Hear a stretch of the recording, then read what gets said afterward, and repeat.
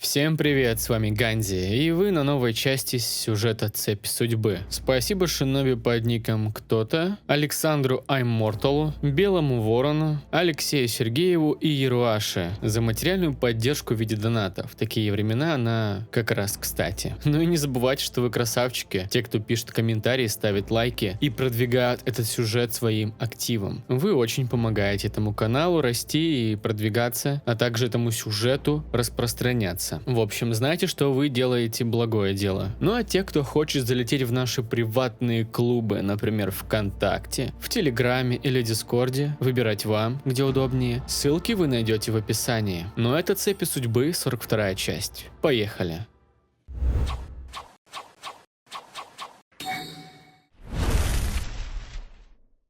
Глава 42. Потеря. Хоть у нас и было время побыть наедине, Рин не могла оторваться от работы надолго. Она объяснила, что пока я выполнял миссию здесь, на границе, проходил ряд ожесточенных боев. Все шло к решающему сражению, для которого, очевидно, нас решили вернуть назад. И хоть у меня скопилась куча вопросов, я не хотел мешать Рин выполнять свою работу. Однако она не собиралась меня просто так отпускать. «Сиди мирно, еще чуть-чуть. Рин, ну правда, не стоит, это же обычная ссадина. Побереги силы для тех, кому нужна твоя помощь». Выдохнула Рин. «Капитан Обита-Учиха, сидите смирно и молчите. Вы мешаете выполнять мне мои обязанности». «Ох, прошу прощения, мой командир», – съязвил я, возмущаясь тем, что Рин так упорно лечит мои раны. «Вот так, теперь все в порядке», – радостно воскликнула она, убирая руки от моей спины. «Спасибо, хотя там и правда ничего серьезного». Рин помогла мне застегнуть жилет, после чего, стоя сзади, крепко обняла и тихо прошептала. «Было тяжело, да? Многие из этих ран были довольно тяжелыми. Что же там произошло, Обита?» «Там произошел ад», – тихо ответил я, погладив ее ладони. «Наверное, только благодаря вере и твоему медальону я не превратился в чудовище, готовый убивать кого угодно». «Ты никогда им не станешь, я ведь рядом». «Верно, я всегда буду тебя защищать». У входа в палатку начала образовываться очередь. Очевидно, ирианины уже вернулись. Я грустно выдохнул, повернулся к Рин и хотел сказать ей еще немного ласковых слов, но она приложила пальчик к моим губам, покачала головой и проговорила. «У нас еще будет время, но сейчас нужно выполнить долг. Каждому свой». Я молча кивнул. Рин пошла провожать меня. Когда мы вышли из палатки, ирианины, что стояли у входа, хитро улыбались. И что это за лица такие? Я сделал максимально серьезный вид и злобно зыркнул на них. Ниндзя-медики тут же отвернулись, скрывая свои лица. Рин же лишь тихонько захихикала в кулачок. В эту минуту, откуда ни возьмись, появилась Нана. Она слегка потыкала меня своим планшетом в бок. «Ну, как прошло?» – тихо спросила она.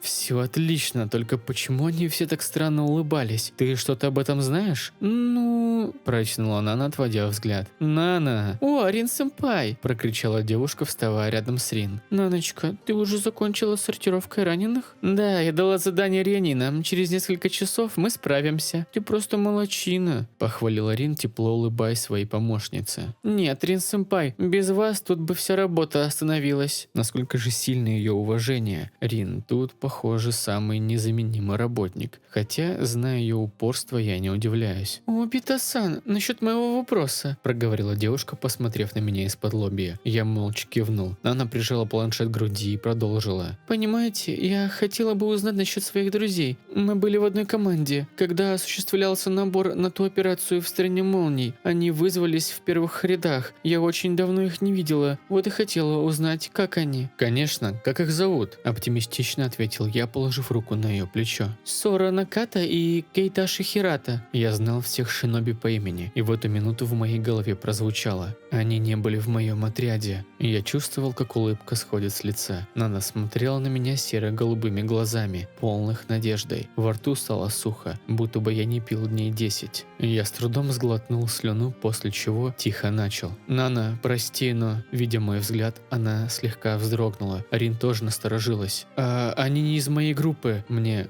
очень жаль». Я буквально вырвал эти слова из себя. «Вот как?» – проговорила она, тихо склонив голову. «Значит, они... Нана...» мягко проговорила Рин, пытаясь смягчить такой страшный удар. «Все в порядке», тут же среагировала девушка, подняв голову. Она пару раз шмыгнула носом, после чего продолжила. «Я просто отойду ненадолго. Прошу прощения, что отняла у вас время, Обита-сан». С этими словами она бросилась в сторону леса. «Нана!» – крикнул я, собираясь погнаться вслед за девушкой, но был остановлен Рин. «Обита, позволь мне», – твердо сказала она, смотря мне в глаза. «Но я хорошо ее знаю, она будет держаться до последнего, но я не могу сейчас все оставить на тебя. Нана, моя подруга и отчасти я понимаю, что она чувствует. Мы молились богам, чтобы с вами все было хорошо, только кому-то все равно не суждено было вернуться домой». «Боги, ты не представляешь, какими они могут быть», – процедил я, вспоминая сущность. Тогда я не ставил под сомнение действия командира Кина, слепо верил, что он знает, как поступить. Если бы я тогда возразил, переубедил бы его, Сора и Кейтайши, возможно, могли бы быть живы. «Обита, ты всегда берешь вину на себя, что бы ни случилось, но в мире есть вещи, которые нам не подвластны. Что-то, чему суждено случиться, может произойти, хотим мы этого или нет». «Я не хочу подчиняться судьбе», – твердо отрезал я, сжимая кулаки. «Слишком многое стоит на кону». Рин слегка непонимающе посмотрела на меня. И еще бы, для нее эти слова кажутся странными. И лишь я знаю правду этого мира, события, которые по идее могут произойти. И я не собираюсь мириться с этим. Но сколько бы ни кричал я о том, что справлюсь, все равно отступаюсь. Это меня и бесит. «Ты сделал все, что было в твоих силах, и даже больше», – тихо прошептала Рин, погладив меня по щеке. «Теперь давай я постараюсь, хорошо?» Рин была настроена решительно. Я знаю этот ее взгляд. Если она за что-то взялась, то не позволит обстоятельствам ее остановить. Я выдохнул и молча кивнул. «Хорошо, дай мне немного времени». Доверившись ей, я просто ждал. Облокотившись спиной о сухой ствол дерева, пытался отбросить негативные мысли, но все попытки были тщетными. Рин права, и я не могу спасти всех. Но один светловолосый паренек опровергал этот факт. «Как же ты справился, Наруто? Как тебе удалось спасти этот мир? Быть может, это удел избранных, тех, кому боги доверили судьбу всего живущего. И если это знак, то тогда зачем здесь нужен я? Артефакт, существующий вне времени? Я вобрал в себя опыт из той жизни и сейчас продолжаю изучать новые. Но вот дать ответы на свои извечные вопросы просто не в состоянии. Это какой-то замкнутый круг». «Обита?» – позвала Рин, слегка тормоша меня. «Прости, я задумался». «Скорее ты вновь начал искать, в чем себя обвинить. Я права?» – проницательно заключила она. Я молча отвернул голову. От Рин ничего не скроешь. Она выдохнула и продолжила. «Я знаю, тебе нелегко дается тот факт, что ты не можешь помочь всем. Честно говоря, в этом мы очень похожи. Я тоже не могу и не собираюсь с этим мириться, но сейчас тебе нужно найти в себе силы и идти дальше». «Я понимаю. Послушай, могу ли я поговорить с ней?» «Думаю, да. Для нее это очень важно». «Правда, я боюсь сказать лишнего», – тихо проговорил я, опустив свой взор вниз. «Просто скажи, что чувствуешь. Когда человек способен разделить боль другого, это лучшее лекарство для больного сердца».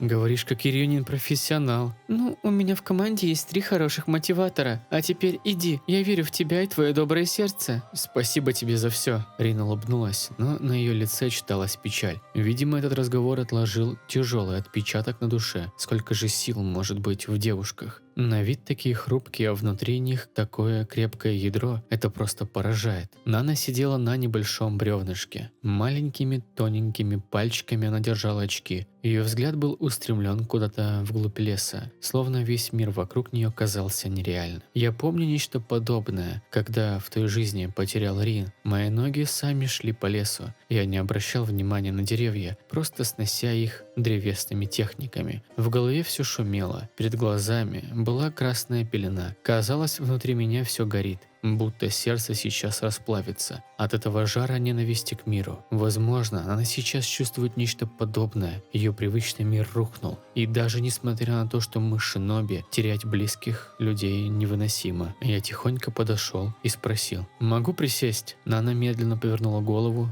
На ее лице проскользнула секундная улыбка, которая тут же исчезла. Она с трудом проглотила комок эмоций и ответила: «Конечно, Обита-сан, присаживайтесь». Девушка подвинулась, освобождая мне место рядом с собой. Я присел на краю, чувствуя, как все нужные слова куда-то улетучились. Когда я решился посмотреть на Нану, то был удивлен. Ее лицо выглядело умиротворенным. Лишь грустная улыбка выдавала скорбь внутри души. «Нана и я...» «Обита-сан», – перебила меня девушка. «Как вы считаете, есть ли что-то лучшее после этой жизни?» Этот вопрос был таким неожиданным, что на секунду я потерял дар речи. Голос Наны оставался совершенно спокойным. «Я думаю, есть». «Я тоже так думаю. Правда, не знаю, это хорошее или плохое». «Сложно сказать», – проговорил я, посмотрев на небо. «Когда человек уходит из жизни без сожалений, его душа свободна, она не привязана к этому миру. В этот момент все становится таким легким, будто тяжелый груз падает с твоих плеч. Ты уверен, что те, кто остался там, внизу, найдут силы друг в друге и преодолеют невзгоды». «Выходит, эмоции близких удерживают души?» – спросила Нана, посмотрев мне в глаза. «Фух, не совсем так». Я выдохнул, пытаясь передать свои мысли. «Понимаешь, души наших близких не лишаются чувств. Они все так же переживают за нас и хотят, чтобы их смерть не стала препятствием для нашей жизни. И сила чувств удерживает, не дает успокоиться. Груз вины за собственную кончину, словно непосильная ноша, которую так просто сбросить нельзя. Только зная, что мы превозмогли эту боль и нашли силы жить дальше, дается им спокойствие и возможность также двинуться дальше». Я старался говорить как можно понятнее. Побывав по ту сторону, увидев загробный мир своими глазами, я могу передать эти чувства, но они не так просты, как может показаться на первый взгляд. Хоть ты лишен тела, но все так же способен плакать, радоваться, ощущать боль и трепет внутри. И будучи душой, эти чувства усиливаются в много-много раз, как будто ты снял все ограничители, которые были. «Вот как значит, я должна отпустить их,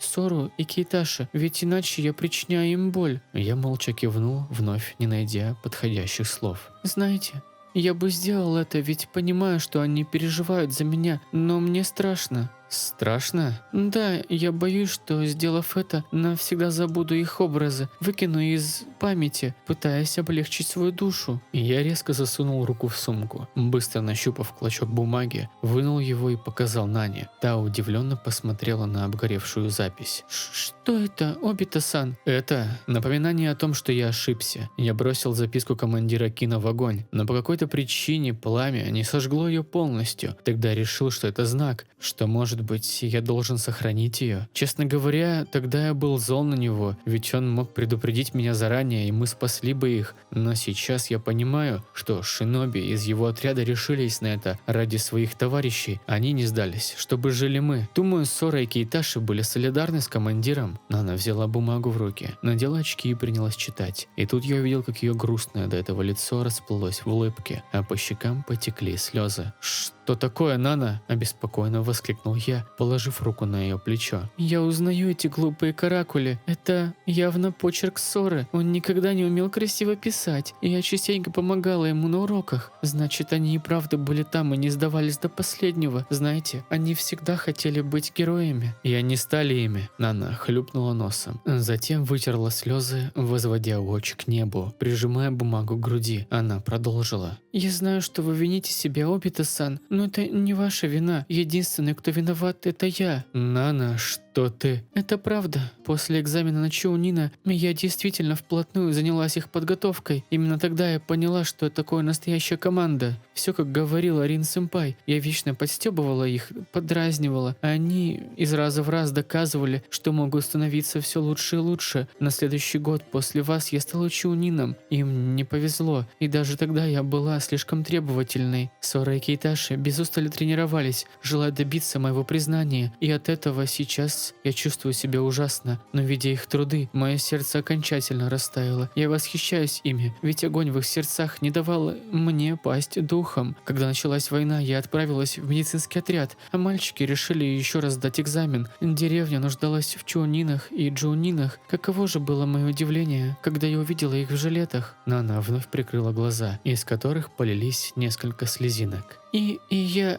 никогда не была еще так счастлива. Мы работали вместе, поддерживали друг друга, могли положиться в трудную минуту. Все то, о чем я мечтала, из-за чего завидовала другим, вдруг исполнилось. Даже ужасы войны переносились легче, когда рядом были они. Тогда же я полюбила Сору. Мы скрывали наши чувства, боясь, что это отразится на команде. Я посмотрел на Нану и понимающе кивнул. Хотя я уверена, что Кейташи знал, но молчал. И вот они вызвались на это задание. Я хотела их отговорить. Даже поругалась с Сорой из-за этого, ведь все понимали, что это за миссия. Но он сказал: «Ты помогла нам стать сильнее. Была нашей силой, когда мы падали на колени. И теперь мы просто не можем сидеть в стороне. Мы отомстим за павших товарищей и вернемся домой победителями. Верь в нас, в меня». И я поверила. Тогда, в ноябре, вы ушли. Рин-сэмпай поддерживала во мне силы, давала цель. Она взяла меня под свою опеку и научила всему. Ты ведь тоже не хочешь отставать от мальчиков, Нана. Какаши и Обита очень сильны, поэтому я их тоже не подведу, говорила она. В ее голосе не было ни ноты сомнения. Я же вечно боялась. Так шло время. Сначала Сора писал мне письма, но потом все реже и реже. В конце концов, я узнала, что ситуация складывается крайне тяжелая, но верила, что они вернутся. А дальше, вы знаете. Девушка замолчала, не в силах продолжать. Думаю, поэтому Рин пошла первой. Она взяла на себя всю злость, обиду и разочарование Наны. Помогла приоткрыть дверь ее души, а остальное доверила мне. «Возьми это письмо, Нана», — сказал я, не давая девушке вернуть мне записку. Но это же и ваши воспоминания тоже. И я никогда не забуду их. Ни Кина, ни Сору, ни Кейташи, ни остальных отличных шиноби. В них не угасла воля огня, поэтому я вечно буду помнить об их подвиге. Знаешь, у меня есть мечта, а однажды я стану Хокаге, самым сильным и мудрым, и прекращу этот порочный круг. Хоть сейчас мне это не под силу, но я не сдамся ради них всех. Подул холодный ветерок. Нана распустила волосы, встала, раскинув руки в разные стороны. Ее локоны развеяло ветром, а слезы высыхали прямо на щеках. В один момент она разжала ладошку, и обгоревший лист бумаги, словно бабочка, взмыл вверх, уносясь неукротимым потоком далеко-далеко. После этого она повернулась ко мне и весело проговорила: «Рин-сэмпай была права. Ваше доброе сердце лечит самые глубокие раны. Такое даже Ирьонин не может». Я посмотрел на нее удивленно. «Нана, но письмо Соры...» «Вы правы, мне не нужны никакие вещи, чтобы помнить о близких, ибо они навечно в моем сердце, и я дам им силы, чтобы двигаться дальше, а они мне свою неугасимую волю, чтобы жить. Думаю, Сора хотел бы этого, а Кейташи молча поддержал бы его». Я подошел к ней и, положив руку на плечо девушки, почувствовал, как она слегка дрожит. Улыбнувшись, я сказал: «Ты уже необычайно сильна, Нана-сан». После этого я вежливо склонил голову. Девушка засмеялась в кулачок и попросила: «Просто Нана, Обита-сан». «Тогда просто Обита. Договорились?» Она весело кивнула головой. Мы еще постояли несколько минут, молча глядя в сероватое небо. С каждой минутой тучи на нем расходились, пока в конце концов оно не стало голубым. Я смотрел наверх и вспоминал все, что было. Теперь, пожалуй, я могу сказать, что мое перерождение имеет смысл. Если я могу помочь хоть кому-нибудь, значит, я здесь не зря. И хоть эти знания тяжелы, а мои грехи ни за что не исправит даже самая праведная жизнь, я все равно хочу сделать все, что в моих силах. Таков мой путь, ниндзя. Продолжение следует.